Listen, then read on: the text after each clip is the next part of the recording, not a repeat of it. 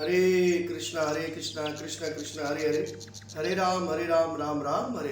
प्यारे मित्रों, आप कैसे हैं? आप ठीक है? आप सब मेरे चैनल से जुड़े हुए हैं पंडित मुकेश कुमार यूट्यूब के माध्यम से, और आप श्रीमद् भगवद गीता को श्रवण कर रहे हैं और ध्यानपूर्वक तो मेरी वीडियोस को देख रहे हैं। तो आज हम श्रीमद् भगवद गीता का तीसरा अध्याय आपके पास लेकर आ रहे हैं। हाँ प्यारे मित्रों, आपके लिए हम तीसरा अध्याय कर्म योग भगवद गीता यथानुरूप, और आपने पहला अध्याय और दूसरा अध्याय को देखा, श्रवण किया, सुना, और आप सबको बड़ा आनंद मिला उसमें। तो इसी प्रकार से मुझे अक्सर प्यारे मित्रों के फ़ोन आते हैं कि महाराज तीसरा अध्याय आप कब करेंगे। तो आज हम आपके लिए तीसरा अध्याय लेकर आ रहे हैं। तो कृपा करके ध्यानपूर्वक उसको श्रवण करें और इसको देखें और आगे भी शेयर करें, ताकि धर्म कार्य में आप हमारा साथ दे सकें। क्योंकि अगर आप प्रचार नहीं कर रहे हैं तो कृपा करके इसको शेयर करके प्रचार करें, और जितना आप शेयर करेंगे, इसको आगे बढ़ाएंगे, तो उतना ही फल जितना हमें प्राप्त हो रहा है उतना ही भगवत कथा का आपको फल प्राप्त होगा। तो मेरे प्यारे मित्रों, इस कथा को ज़्यादा से ज़्यादा सुने, देखें और आगे शेयर करें और सब्सक्राइब जरूर करें। आइए हम मंगलाचरण करते हैं, जुड़ जाइए। ओम नमो भगवते वासुदेवाय, ओम नमो भगवते वासुदेवाय, ओम नमो भगवते वासुदेवाय, कृष्णाय वासुदेवाय देवकी नंदनाय च नंद गोप कुमाराय श्री गोविंदाय नमो नमः। हे कृष्णा करुणा सिंधु दीनबंधु जगतपते, गोपीश गोपीक कांता श्री राधा कांता नमोस्तुते। तप्त कंचनम गौरंगे श्री राधे वृंदावनेश्वरी, वृषभानु सुते देवी प्रणामामि हरि प्रिया। जया श्री कृष्ण चैतन्य प्रभु नित्यानंदा, श्री अद्वैता गदाधर शिवासादि गौर भक्त वृंदा। इस कलयुग में भगवान को प्राप्त करने का सबसे आसान और शीघ्र ही प्रसन्न जब भगवान होते हैं, तो इस कलयुग में महामंत्र जो है वो बहुत आसान है। इसी से हमारा कल्याण होगा। हरे कृष्णा कृष्णा कृष्णा हरे हरे, हरे राम राम राम हरे हरे।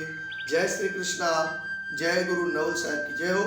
आज हम तीसरा अध्याय चैप्टर नंबर 3 कर्म योग, और कर्म योग के बारे में भगवान बताएंगे, जिसको कहते हैं आसान भाषा में काम करना, कर्म करना। तो अब कर्म क्या है, इसकी बारीकियां जो है वो भगवत गीता के तीसरे अध्याय के अंदर बताई गई है।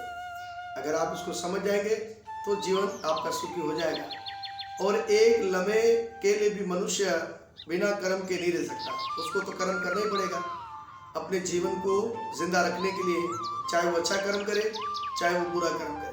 तो इसी प्रकार से ये प्रकृति जो है, ये कुदरत उसको कर्म करने पर आमदा करती है और वो अपने काम में लग जाता है। तो इसी प्रकार से प्यारे मित्रों, जब हमें ये जीवन भगवान ने दिया है, तो हमें ऐसे कौन से कर्म करने चाहिए जिससे भगवान प्रसन्न रहे, खुश रहे। तो आसान भाषा में हम आपके पास लेकर आ रहे हैं भगवद गीता यथानुरूप, जिसको समझकर आप अपने जीवन का उद्धार कर सकते हैं। आइए ध्यानपूर्वक इसको आप सुनिए, देखिए और ज़्यादा इसको शेयर करें। हरे कृष्णा। तीसरा अध्याय कर्म योग। अर्जुन ने कहा, हे जनार्दन, हे केशव, अगर आप बुद्धि को सकाम कर्म से श्रेष्ठ समझते हो, तो फिर आप मुझे इस घोर युद्ध में क्यों लगाना चाहते हैं। आपकी दो बातों से मेरी बुद्धि मोहित हो गई है। कृपा कर मुझे कोई एक ऐसा रास्ता बताएं कि उनमें से जो मेरे लिए सर्वश्रेष्ठ हो। फिर भगवान कहते हैं, हे निष्पाप अर्जुन, पहले ही तुम्हें बता चुका हूँ कि आत्मा को पहचानने की कोशिश करने वाले दो तरह के इंसान होते हैं। कुछ उसे ज्ञान योग के द्वारा जानने का प्रयत्न करते हैं, और कुछ भक्ति सेवा के द्वारा जानते हैं। ना कर्म से विमुख होकर कोई कर्म फल से छुटकारा पा सकता है, और ना ही सिर्फ संन्यास से सिद्धि हासिल की जा सकती है। हर एक मनुष्य कुदरत, मादी कुदरत के गुणों के मुताबिक, गुण कहते हैं खासियत, बेबस होकर ही कर्म करना पड़ता है। इसलिए कोई भी एक लम्हे के लिए भी बिना कर्म के नहीं रह सकता।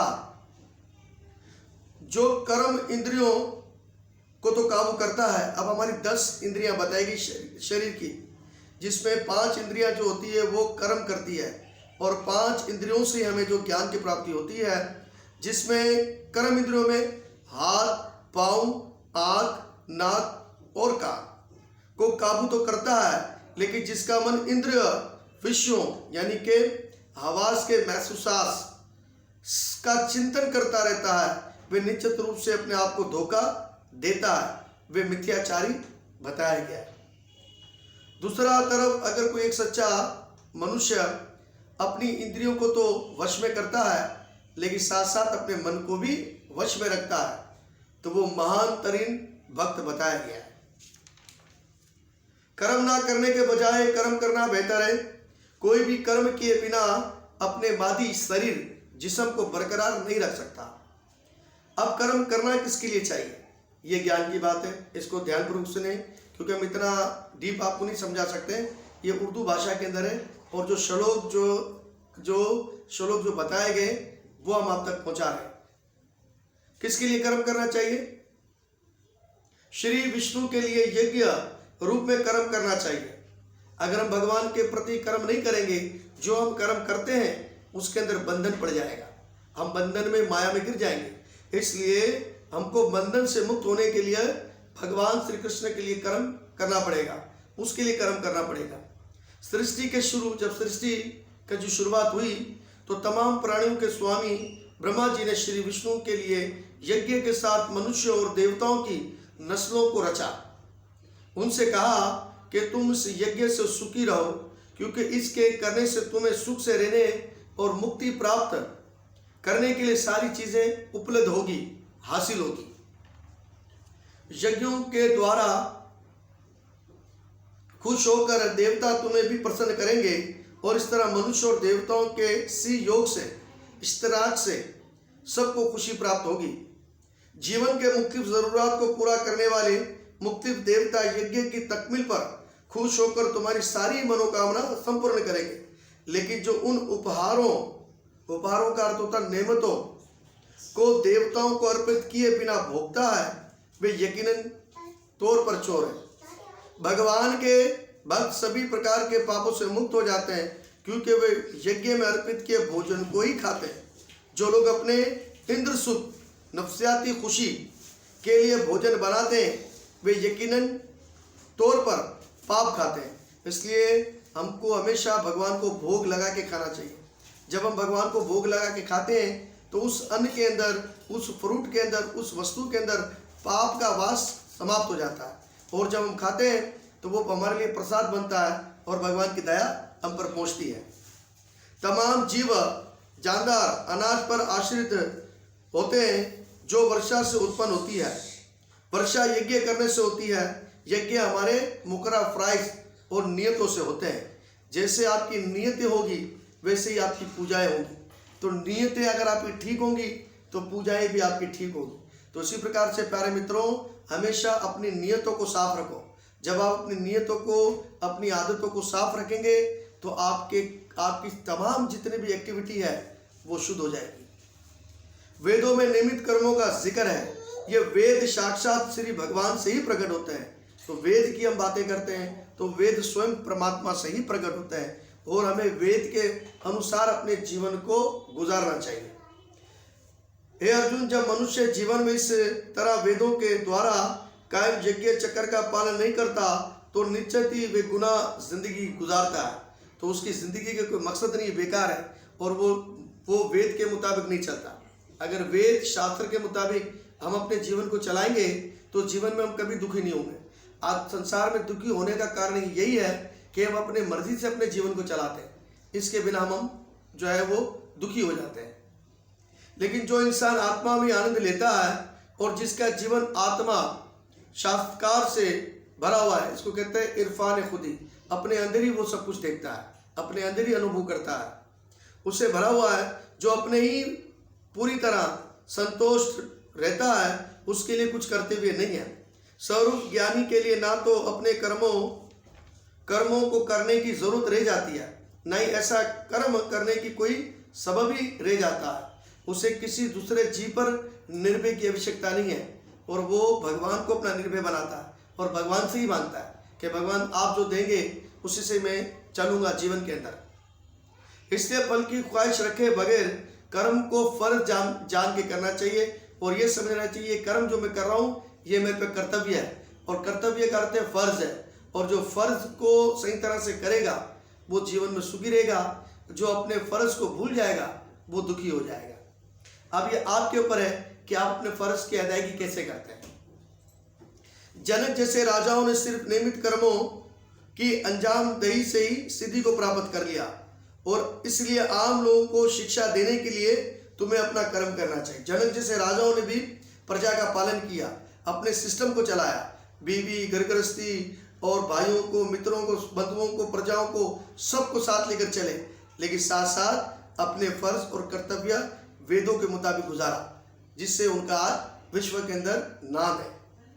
महापुरुष जो कर्म करते हैं आम लोग उनका अनुसरण करते हैं, और महापुरुष जैसा काम करेंगे तो फिर लोग उसके नक्शे कदम पर चलते हैं। तो इसलिए हमें चाहिए कि हमें वेदों के मुताबिक अपने जीवन को चलाएं, ताकि हमारे आने वाली जो पीढ़ियां हैं, जो हमारे बच्चे हैं, वो भी हमारे नक्शे कदम पर चल सके, ताकि उनका जो चिन्ह हो और उनकी जो आगे की जो मंजिल हो वो आसान हो।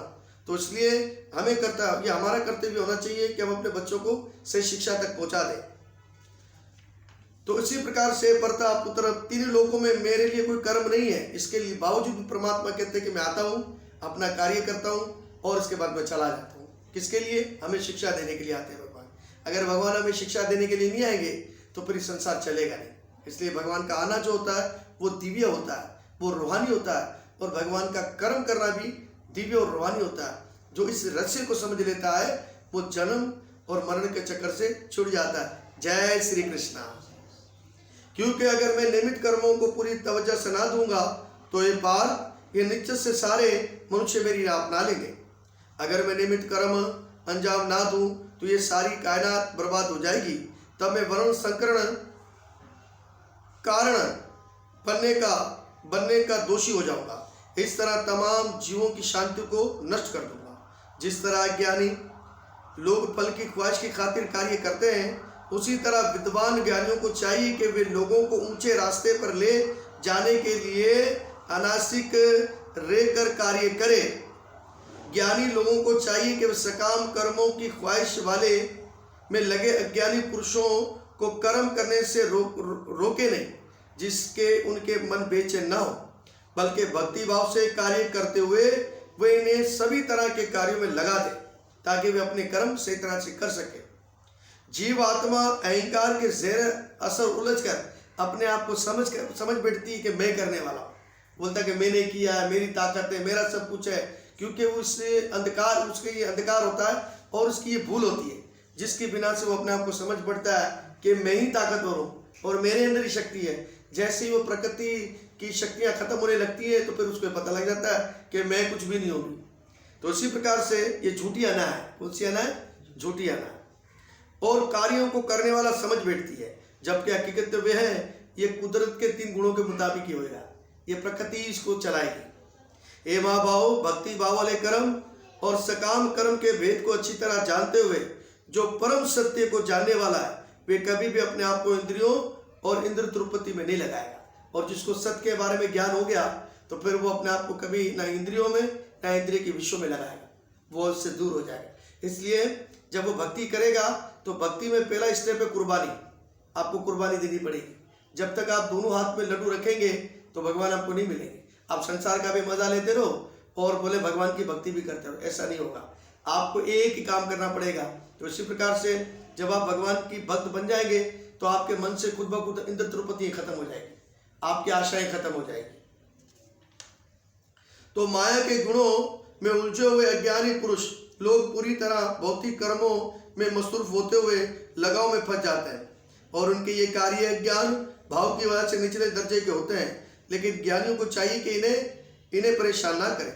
इसलिए अर्जुन अपने तमाम कर्मों को मुझे अर्पित करते हुए मेरे पूरे ज्ञान से भरपूर होकर और किसी लालच और ख्वाहिश के बिना तुम युद्ध करो, अपना काम करो, फल मैं तुमको दूंगा। इसलिए हमें अपना कर्तव्य करते रहना चाहिए। जो इंसान मेरे आदेशों में अपना कर्तव्य करते रहते हैं वो हिंसा रहित होकर इस उपदेश का श्रद्धा से पालन करते हैं, वे सकाम कर्मों के बंधन से मुक्त हो जाते हैं। लेकिन जो मेरी बात को नहीं मानते हैं, इन्हें सब ज्ञान से गुमराह, बेवकूफ और तबाही के दाने पर खड़ा हो समझो। अगर आप भगवान की बात नहीं मानेंगे तो आपको माया की बात माननी पड़ेगी, और जब आप माया की बात मानेंगे तो समझो आप बर्बाद हो गए और आप भवसागर में गिर जाएंगे। ज्ञानी पुरुष भी अपनी फितरत के मुताबिक कर्म करता है, क्योंकि सभी इंसान 3 गुणों से हासिल हुई अपनी फितरत से ही पैरवी करते हैं। भला अपने कर्मों को रोकने से क्या फल होता है? शरीर के द्वारा इंद्र तृप्ति से राग और द्वेष यानी कि मोहब्बत और नफरत को महसूस किया जा सकता है। मनुष्य के ऐसे राग और द्वेष से मगलूब नहीं होना चाहिए, यानी कि उस पर पढ़ना ही चाहिए, क्योंकि आत्मा शास्त्र के अंदर रुकावटें डालते हैं और ये माया जो होती है वो हमारी भक्ति के अंदर रुकावटें डालती है। अपने नियमित कर्मों को गलत ढंग से पूरा करना भी दूसरों के कर्मों को अच्छी तरह करने से बेहतर है।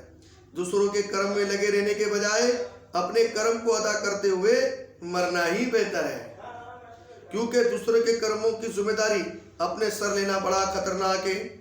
अर्जुन ने कहा, हे प्रभु, मनुष्य ना चाहते हुए भी पाप कर्मों के लिए तैयार क्यों होता है? ऐसा लगता है कि उसे बलपूर्वक उनमें लगाया गया है। बड़ा सुंदर श्लोक है। श्री भगवान ने कहा, हे अर्जुन, इसकी वजह रजोगुण से उत्पन्न होने वाला काम, जो रजोगुण है ना हमारे अंदर ख्वाहिशात, जब वो पूरा नहीं होता तो काम उत्पन्न होता है, और काम पूरा नहीं होता तो क्रोध आता है। क्रोध का रूप इख्तियार करता है, जो इस संसार का सबसे बड़ा पापी शत्रु है। जिस तरह अग्नि धुएं से, आईना धूल से, बच्चा गर्भ से ढका रहता है, इसी तरह जीवात्मा काम के मुख्तलिफ हवसों से ढकी रहती है, और कभी भी कोई हवस आ जाती है तो ये ढकी रहती है।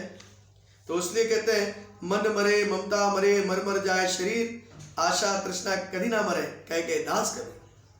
इस तरह चतुर्जीव आत्मा की शुद्ध पहचान उसके काम रूपी शत्रु से ढकी रहती है, जो कभी मुतमिन नहीं होती और अग्नि की तरह जलती रहती है। इंद्रियां, मन और बुद्धि इस काम के रहने की जगह है। उनके द्वारा ये काम आत्मा के हकीकी ज्ञान को ढांप कर उसे मोहित कर देता है।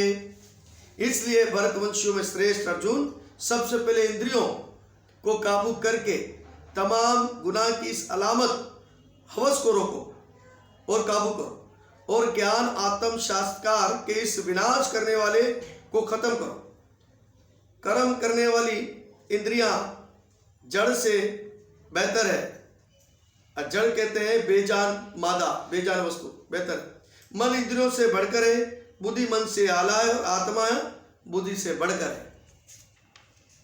इस प्रकार ये महाभाव अर्जुन, अपने आप को मादी इंद्रियों, मन और बुद्धि से परे जानकर मन को सावधान आध्यात्मिक बुद्धि से कायम करके आध्यात्मिक शक्ति, रूहानी ताकत के द्वारा इस काम हवस नामी गैर मुतमिन शत्रु को जीत लो, दुश्मन को जीतो। जब तक आप अपने काम वासना को नहीं जीतोगे, आगे आपकी भक्ति के अंदर तरक्की नहीं होगी। तो सबसे पहले आपको अपने आप को सही करना और तैयार करना है। और जब एक फौजी भी युद्ध करने के लिए जाता है तो सारा सिस्टम अपने साथ लेकर जाता है। क्यों उसको पता है कि किसी चीज़ की भी ज़रूरत हो सकती है। तो उसी प्रकार से जब एक भक्त जब भक्ति करने के लिए आगे बढ़ता है तो वो क्या करता है कि जितनी भी जो मादी ख्वाहिशात हैं, जितनी भी सिस्टम है, उसको इधर ही मार देता है, और भगवान के धाम में जाने के लिए अपने आप को जो है वो निर्भय होकर भगवान की सेवा में लग जाता है। तो इसी प्रकार से प्यारे मित्रों, हमें चाहिए कि काम, क्रोध, मोह, लोभ और अहंकार, इससे हम दूर रहें। जब आप इससे दूर रहेंगे तो आपके अंदर खुद ब खुद भक्ति का विकास हो जाएगा, और अच्छे गुरु की शरण में जाओ। भक्ति करने के लिए एक अच्छे गुरु की शरण में चले गए, उस गुरु ने आपको आत्मज्ञान दे दिया, उससे ही आपके जीवन का कल्याण हो जाएगा। इस तरह श्रीमद् भगवद गीता कर्म योग नामी 3रा अध्याय समापतम। तो इस प्रकार से प्यारे मित्रों, ये 3रा अध्याय था जो हमने आप तक पहुंचाया है। इसको ज़्यादा से ज़्यादा आप शेयर करें और इसको लाइक करें और सब्सक्राइब जरूर कीजिएगा। क्यों कि आप जब सब्सक्राइब करेंगे तो हमारी वीडियो उन तक पहुंचेगी। और कृपा करके भगवत गीता जब आप जब सुनते हैं तो कृपा करके अधूरे में नहीं रखना, इसको पूरा सुना करें, इसका लाभ उठाएं। अगर अधूरा सुनेंगे तो आपको आनंद नहीं मिलेगा। तो मेरी वीडियो को पूरा देखा करें और इसको पूरा सुना करें, जो आपको बड़ा मजा आएगा। अब हमारी चौथी वीडियो का आप इंतजार करेंगे, चौथे अध्याय के लिए। तो हम आपसे जल्द मिलेंगे। देखते रहिए मेरे चैनल पंडित मुकेश कुमार यूट्यूब के माध्यम से। जय श्री कृष्णा, जय गुरु नमः।